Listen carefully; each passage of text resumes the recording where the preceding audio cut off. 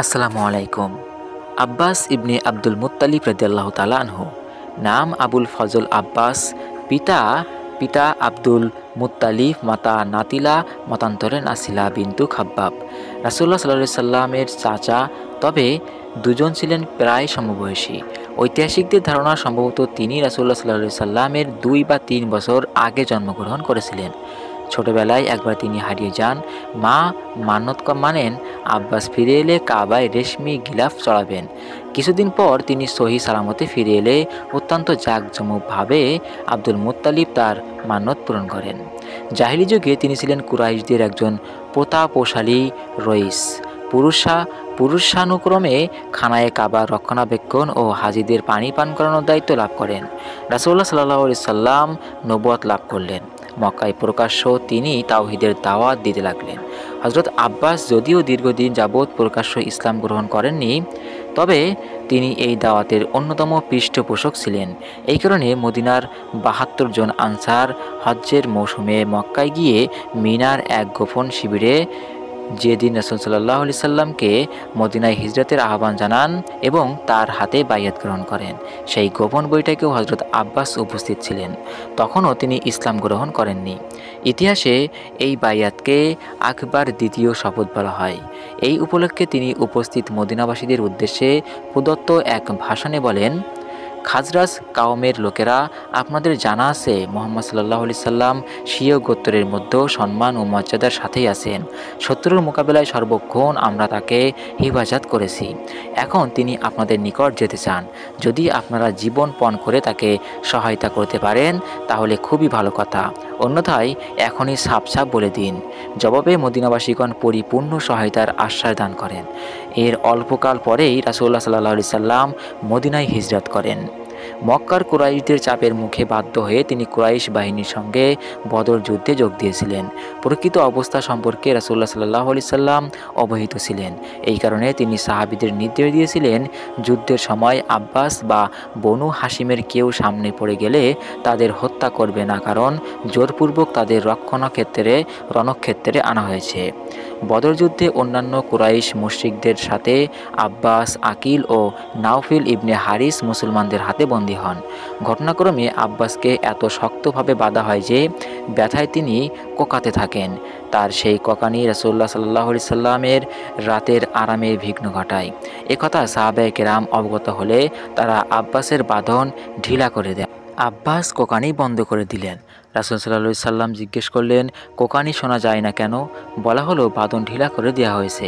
তখনই রাসূল সাল্লাল্লাহু আলাইহি সাল্লাম নির্দেশ দিলেন, সকল বন্দীদের বাঁধন ঢিলা করে দাও। বদরের যুদ্ধবন্দীদের কাছে অতিরিক্ত কাপড় ছিল না। রাসূল সাল্লাল্লাহু আলাইহি সাল্লাম সকলকে পরিধেয় বস্ত্র দিলেন। হযরত আব্বাস ছিলেন দীর্ঘদেহী, কোনো ব্যক্তির জামা তার গায়ে লাগছিল না। আব্বাসের মতো দীর্ঘদেহী লোক মুনাফিক আব্দুল্লাহ বিন উবাই, সে একটি জামা আব্বাসকে দান করে। এই কারণে মুনাফিক হওয়া সত্ত্বেও আব্দুল্লাহ বিন উবাইয়ের মৃত্যুর পর পুত্রের অনুরোধে রাসূল সাল্লাল্লাহু আলাইহি সাল্লাম নিজের একটি জামা তার লাশের গায়ে পরানোর জন্য দান করেন। এভাবে তিনি চাচার প্রতি কৃত ইহসান পরিশোধ করেন। বদর যুদ্ধের কয়েদীদের মুক্তিপণ নিয়ে ছেড়ে দেওয়ার সিদ্ধান্ত হলো।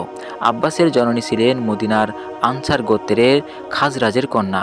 এই কারণে এই গোত্রের লোকেরা রাসূল সাল্লাল্লাহু আলাইহি সাল্লামের নিকট নিবেদন করল, আব্বাস আমাদের ভাগ্নে, আমরা তার মুক্তিপণ মাফ করে দিচ্ছি। কিন্তু সাম্যের পরিপন্থী হওয়ায় এই প্রস্তাব আল্লাহ রাসূলের নিকট গ্রহণযোগ্য হলো না।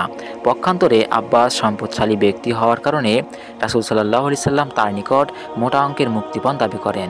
আব্বাস এত বেশি অর্থ আদায়ে অক্ষম প্রকাশ করে বলেন, অন্তর থেকে আমি আগেই মুসলমান হয়েছিলাম, মুশরিকরা এই যুদ্ধে অংশ নিতে আমাকে বাধ্য করেছে। রাসূল সাল্লাল্লাহু আলাইহি সাল্লাম বললেন, অন্তরের অবস্থা আল্লাহ জানেন।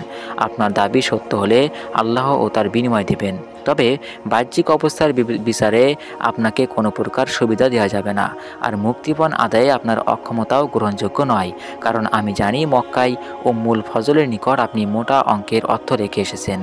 বিস্ময়ের সাথে আব্বাস বলে উঠলেন, আল্লাহর কসম, আমিও উম্মুল ফজল ছাড়া আর কেউ এই অর্থের কথা জানে না। আমার নিশ্চিত বিশ্বাস আপনি আল্লাহর রাসূল। অতঃপর তিনি নিজের ভ্রাতুষ্পুত্র আকিল ও নাওফিল ইবনে হারিসের পক্ষ থেকে মোটা অঙ্কের মুক্তিপণ আদায় করে মুক্তি লাভ করেন। আব্বাসের একটা দীর্ঘ সময় মক্কায় অবস্থান এবং প্রকাশ্য ইসলাম গ্রহণের ঘোষণা না দেওয়ার পশ্চাতে একা বিশেষ কারণ ছিল। তিনি সব সময় মক্কা থেকে কাফিরদের গতিবিধি রাসূলুল্লাহ সাল্লাল্লাহু আলাইহি সাল্লামকে অতিবাহিত করতেন। তাছাড়া মক্কায় যেসব দুর্বল ঈমানের মুসলমান তখনও অবস্থান করছিল, তিনি ছিলেন তাদের ভরসাস্থল। এই কারণে একবার রাসূলুল্লাহ সাল্লাল্লাহু আলাইহি সাল্লামের নিকট হিজরতের অনুমতি চাইলে তাকে এই বলে বিরত রাখেন যে, আপনার মক্কায় অবস্থান করা ছেড়েও যেভাবে আল্লাহ আমার উপর নবুয়ত সমাপ্ত করেছেন, তেমনি আপনার উপর হিজরত সমাপ্ত করবেন। মক্কা বিজয়ের কিছুদিন পূর্বে হযরত আব্বাস হিজরতের অনুমতি লাভ করেন। সপরিবারে রাসূলুল্লাহ সাল্লাল্লাহু আলাইহি সাল্লামের খিদমতে হাজির হয়ে প্রকাশ্য ইসলামের ঘোষণা দেন এবং স্থায়ীভাবে মদিনায় বসবাস শুরু করেন। তিনি মক্কা বিজয়ে অংশগ্রহণ করেছিলেন। হুনাইন অভিযানে রাসূলুল্লাহ সাল্লাল্লাহু আলাইহি সাল্লামের সাথে একই বাহনে আরোহী ছিলেন। তিনি বলেন, এই যুদ্ধে কাফিরদের জয় হলো এবং মুসলিম মুজাহিদরা বিক্ষিপ্ত হয়ে পড়ল। রাসূল সাল্লাল্লাহু আলাইহি সাল্লাম বললেন, আব্বাস, তীরন্দাজদের আওয়াজ দাও। সতর্ক স্বভাবগতভাবেই আমি ছিলাম উচ্চকণ্ঠ আহ্বান জানালাম, আয়না আসহাবুল সুমরা, তীরন্দাজরা কোথায়? আমার এই আওয়াজে মুহূর্তের মধ্যে যুদ্ধের মোড় ঘুরে গেল। তায়েফ অবরোধ, তাবুক অভিযান এবং বিদায় হজেও তিনি অংশ নিয়েছিলেন। বিদায় হজ থেকে ফেরার পর রাসূল সাল্লাল্লাহু আলাইহি সাল্লাম অসুস্থ হয়ে পড়েন। দিন দিন অসুস্থতা বাড়তে থাকে। হযরত আলী, হযরত আব্বাস ও বনি হাশিমের অন্য লোকেরা রাসূলুল্লাহ সাল্লাল্লাহু আলাইহি সাল্লামের সেবায় দায়িত্ব পালন করতে থাকেন। ওফাতের দিন হযরত আলী বাড়ির বাইরে এলেন। লোকেরা জিজ্ঞেস করলেন, রাসূলুল্লাহ সাল্লাল্লাহু আলাইহি সাল্লামের অবস্থা কেমন? যেহেতু সেদিন অবস্থার কিছুটা উন্নতি হয়েছিল, এই কারণে তিনি বললেন, আল্লাহর অনুগ্রহে একটু ভালো। কিন্তু হযরত আব্বাস ছিলেন অভিজ্ঞ ব্যক্তি। তিনি আলীর একটি হাত ধরে বললেন, তুমি কি মনে করেছো? আল্লাহর কসম, 3 দিন পরেই তোমরা গোলামি করতে শুরু করবে। আমি দিব্য চোখে দেখতে পাচ্ছি এই রোগেই অল্প দিনের মধ্যে আল্লাহ রাসূল সাল্লাল্লাহু আলাইহি সাল্লাম ইন্তিকাল করবেন। আমি আব্দুল মুত্তালিব খানদানের লোকদের চেহারা দেখতেই তাদের মৃত্যু আন্দাজ করতে পারি। ওই দিন রাসূল সাল্লাল্লাহু আলাইহি সাল্লাম ইন্তিকাল করেন। হযরত আলী ও বনি হাশিমের অন্যান্যদের সহযোগিতায় হযরত আব্বাস দাফন কাফনের ব্যবস্থা করেন। যেহেতু তিনি ছিলেন রাসূলুল্লাহ সাল্লাল্লাহু আলাইহি সাল্লামের সম্মানিত চাচা এবং বনি হাশিমের বয়োজ্যেষ্ঠ ব্যক্তি, এই কারণে বহিরাগত লোকেরা তার নিকট এসে শোক ও সমবেদনা প্রকাশ করতে থাকে। হযরত রাসূল করিম সাল্লাল্লাহু আলাইহি সাল্লাম চাচা আব্বাসকে খুব সম্মান করতেন। তার সামান্য কষ্টতেও তিনি দারুণ দুঃখ পেতেন। একবার কুরাইশদের একটি আচরণ সম্পর্কে হযরত আব্বাস অভিযোগ করলে রাসূল সাল্লাল্লাহু আলাইহি সাল্লাম অত্যন্ত উত্তেজিত হয়ে বললেন, সেই সত্তার শপথ যার হাতে আমার জীবন, যে ব্যক্তি আল্লাহ ও রাসূলের জন্য আপনাদের ভালোবাসে না, তার অন্তরে ঈমানের নূর থাকবে না। একবার রাসূল সাল্লাল্লাহু আলাইহি সাল্লাম এক বৈঠকে আবু বকর ও উমরের রাদিয়াল্লাহু তাআলা আনহুর সাথে কথা বলছিলেন। এমন সময় আব্বাস উপস্থিত হলেন। রাসূল সাল্লাল্লাহু আলাইহি সাল্লাম তাকে নিজের ও আবু বকরের মাঝখানে বসালেন এবং কণ্ঠস্বর একটু নিচু করে কথা বলতে লাগলেন। আব্বাস চলে যাওয়ার পর আবু বকর রাদিয়াল্লাহু তাআলা আনহু এমনটি করার কারণ জিজ্ঞেস করলেন। রাসূল সাল্লাল্লাহু আলাইহি সাল্লাম বললেন, মর্যাদাবান ব্যক্তি পারে মর্যাদাবান ব্যক্তির মর্যাদা দিতে। তিনি আরও বললেন, জিবরিল আমাকে বলেছেন, আব্বাস উপস্থিত হলে আমি যেন আমার স্বর নিচু করি, যেমন আমার সামনে তোমাদের স্বর নিচু করার নির্দেশ তিনি দিয়েছেন। হযরত রাসূল করিম সাল্লাল্লাহু আলাইহি সাল্লামের ওফাতে রাসূল সাল্লাল্লাহু আলাইহি সাল্লামের পরবর্তী খোলাফায়ে রাশিদিন হযরত আব্বাসের যথাযথ যোগ্য মর্যাদা দিয়েছেন। হযরত উমর ও হযরত উসমান রাদিয়াল্লাহু তাআলা আনহু ঘোড়ার উপর সাওয়ার হয়ে তার পাড় দিয়ে অতিক্রম করার সময় তার সম্মানার্থে ঘোড়া থেকে নেমে পড়তেন এবং বলতেন, ইনি হচ্ছেন আল্লাহর রাসূল সাল্লাল্লাহু আলাইহি সাল্লামের চাচা। হযরত আবু বকর রাদিয়াল্লাহু তাআলা আনহু একমাত্র আব্বাসকেই নিজে আসন থেকে সরিয়ে গিয়ে স্থান করে দিতেন।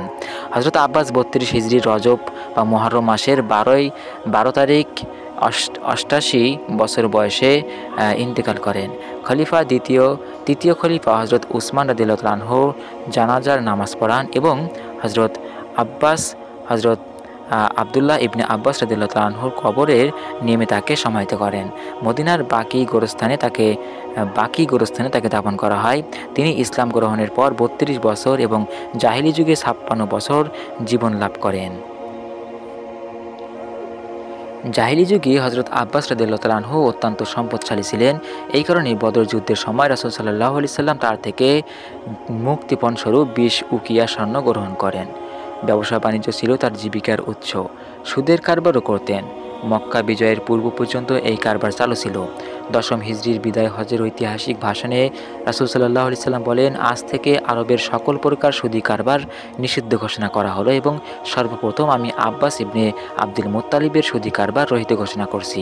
সুদের কারবার বন্ধ হওয়ার পর রাসূল সাল্লাল্লাহু আলাইহি সাল্লাম গনিমতের এক পঞ্চমাংশ ও ফিদাক বাগিচার আমদানি থেকে তাকে সাহায্য করতেন।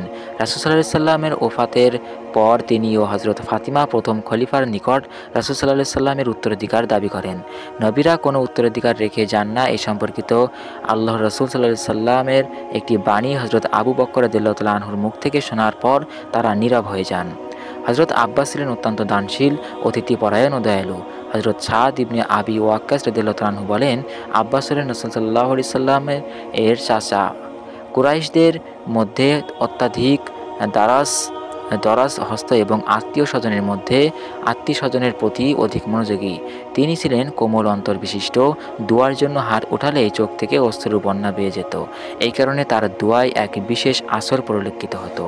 রাসূল সাল্লাল্লাহু আলাইহি সাল্লাম আব্বাস রাদিয়াল্লাহু তাআলা আনহু ও তার সন্তানদের জন্য দোয়া করেছেন। তিনি তাদের সকল প্রকাশ্য ও অপ্রকাশ্য অপরাধের মাগফিরাত কামনা করেছেন।